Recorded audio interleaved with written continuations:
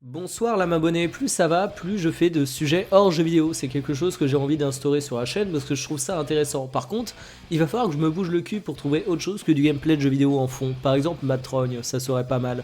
Mais pour aujourd'hui, ce sera du gameplay de Rocket League. Voilà. Donc aujourd'hui, on va parler d'un truc que je considère assez sensible. C'est une youtubeuse de 8 ans. Pourquoi je vous parle de ça? Parce que j'ai une lame abonnée qui m'a envoyé en commentaire cette vidéo en me disant que ça allait me plaire, entre guillemets. Car évidemment, elle savait que j'allais réagir sur le sujet. C'est pas manqué, je fais aujourd'hui une vidéo là-dessus, parce que je trouve ça super intéressant à travers toutes les questions que ça soulève. L'idée n'est pas de défoncer une petite fille de 8 ans, cette phrase n'est pas à sortir de son contexte, comme j'avais pu le faire avec la youtubeuse sur laquelle j'avais fait une vidéo il y a quelques mois déjà, où je décortiquais vraiment la vidéo seconde par seconde et où je montrais un peu tout ce qui était bidon et superficiel dans cette vidéo. Non, ici on parle d'une petite fille de 8 ans, donc l'idée c'est pas du tout de stigmatiser cet enfant parce que c'est une enfant. Et bien sûr, je porterai aucun jugement sur cette petite fille. Là n'est pas du tout la question, je vous rassure, je suis un monstre, mais pas à ce point. Non, c'est plutôt le wow effect que j'ai eu en tombant sur une petite youtubeuse de 8 ans qui est vue chaque mois par des dizaines, voire des centaines de milliers de personnes, qui est maquillée à 8 ans et qui est ainsi exposée sur le net. Alors qu'on soit clair, déjà, j'ai beau me trouver un petit côté réac, plus je me bats sur YouTube, plus je vois des trucs fous, donc si vous voulez, il y a des moments où je me dis waouh, je suis trop vieux pour ces conneries quoi, alors que j'ai que 21 ans. J'ai conscience d'un truc, c'est que les générations sont de plus en plus précoces. Moi, à l'époque où j'ai eu mon premier téléphone portable, mes parents trouvaient ça beaucoup trop tôt. Ma sœur, qui a un peu moins d'une dizaine d'années plus que moi, trouvait ça également trop tôt pour avoir un téléphone portable. Mais c'est comme ça, chaque génération a les choses plus vite que la précédente, et la précédente trouve que la génération qui la suit est trop précoce. Je ne fais pas exception à la règle, ça me fait chier de le dire, mais je suis aussi, comme tous les gens qui m'ont précédé, quelqu'un qui trouve que la génération qu'il suit est trop précoce. Et ça en matière de tonnes de sujets, hein. Ça peut être l'accès à internet, ça peut être le maquillage, les fringues, la sexualité, bref, toutes les questions qui sont un petit peu tabous avec un enfant et qui apparaissent de plus en plus tôt. Donc voilà, aujourd'hui je donne mon point de vue, mais c'est à remettre dans son contexte. Évidemment, j'ai 21 ans, je sais pas quelle pression sociale peuvent s'exercer sur ces gosses, et je vais essayer de parler plus généralement de l'exposition d'un enfant sur le net.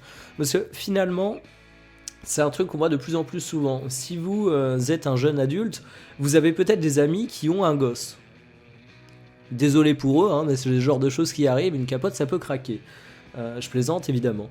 Pas sur le fait qu'une crapote puisse craquer. Bref, et vous avez sûrement vu cette espèce de processus étrange où on a absolument toute la vie de ce gamin qui est mise en ligne peu à peu. Ses premiers mots, ses premiers pas, les premières photos du bébé, et finalement le gamin à 5 ans il va se retrouver avec absolument toute sa vie et toutes les photos disponibles sur lui, disponibles à la portée d'à peu près n'importe qui, parce que personne ne sait gérer ses paramètres de confidentialité sur Facebook, disponibles. Et ça c'est assez ouf, hein. J'ai envie de dire, aujourd'hui c'est cool d'être pédophile. T'as pu à chercher bien loin pour trouver des photos de petits bambins nus. Tout le monde le met spontanément sur le net. C'est assez horrible ce que je dis, mais c'est la réalité, hein, je suis désolé. Et finalement, cette jeune fille de 8 ans qui se lance sur l'aventure YouTube, c'est un petit peu la même chose. Car dans sa description, je vous mettrai sûrement la description, je vais essayer de vous mettre un minimum d'images, elle précise qu'elle est surveillée par les personnes de son entourage. Pourquoi elle précise ça? Car évidemment, elle doit se faire bâcher quant à son âge, et c'est plutôt compréhensible. Et là, je vais peut-être vous étonner, mais je trouve ça encore plus grave. Je m'explique. Aujourd'hui, un gosse de 8 ans peut avoir un smartphone, peut avoir une tablette, peut avoir une tonne de matos informatique. Je peux parfaitement comprendre qu'un enfant échappe à la vigilance de ses parents. Les filtres parentaux, c'est ultra chiant à configurer, la plupart des parents ne savent pas comment ça fonctionne. Et même, tu peux pas empêcher le gosse d'utiliser sa tablette, de se filmer avec sa caméra et de le mettre en ligne sur YouTube. Tu le laisses tout seul pendant 1 heure, le gosse peut faire ça. Et un gosse de 8 ans, tu le surveilles pas non plus H24. Donc je peux comprendre qu'un gosse échappe à la surveillance de ses parents. Par contre, que ses parents l'accompagnent, l'encouragent peut-être même dans sa démarche de publier, de se créer en fait une image publique sur le net à 8 ans, j'ai vraiment du mal à comprendre. Et autant je vais pas porter de jugement sur cette petite fille, autant je vais pas me priver sur les parents. Je trouve ça totalement irresponsable. N'importe qui fréquentant YouTube peut vous le dire. Vous pouvez poster n'importe quoi sur YouTube, vous pouvez être n'importe qui. il y a un moment, vous allez recevoir des trucs pas très gentils. Et c'est pas pour rien qu'il y a eu des suicides d'adolescents qui se sont fait harceler, pas forcément avec YouTube, mais n'importe quel réseau social. Car finalement, sur le net, c'est l'endroit où on a la critique facile. C'est bien plus facile d'être horrible, inhumain et défoncer quelqu'un derrière un écran que de le faire en vrai. Bien que ça se fait aussi en vrai, certains d'entre vous ont peut-être vécu ça et j'en suis désolé pour eux. Mais je trouve ça totalement irresponsable donc de mettre en avant une petite fille de 8 ans qui est assez innocente, assez fragile sur le net de cette manière. Et surtout, bon, ça c'est mon côté vieux réac, mais maquillée à 8 ans, sérieusement quoi. Bref, passons. Et il y a un truc aussi qui m'a fait tiquer dans cette petite description, c'est le j'ai 8 ans et j'aurais... Bouh, on revient en arrière. J'ai 8 ans et je rêvais de me lancer dans cette aventure YouTube. Et ça, je trouve ça assez ouf. Moi, à l'époque où j'avais 8 ans, je rêvais, je sais pas, moi, d'être pompier, président de l'univers. J'étais déjà un putain de dictateur à l'époque. Astronaute, enfin, joueur de foot, les trucs comme ça qu'absolument tout le monde a, les espèces de gros clichés. Maintenant, on rêve de devenir un youtubeur, mais c'est pas surprenant finalement, parce que c'est qui les idoles des jeunes? C'est Squeezie, c'est Cyprien, c'est Enjoy Phoenix, c'est les nouvelles stars, et littéralement, parce que les trucs comme Pure People, ou Webedia, ou Wesh Wesh, qui traitent l'actu people, comme le nom l'indique, vont parler de youtubeurs. Enjoy Phoenix qui iront avec Wartech, on en parle sur des sites people. C'est absolument ouf, mais c'est des stars aujourd'hui.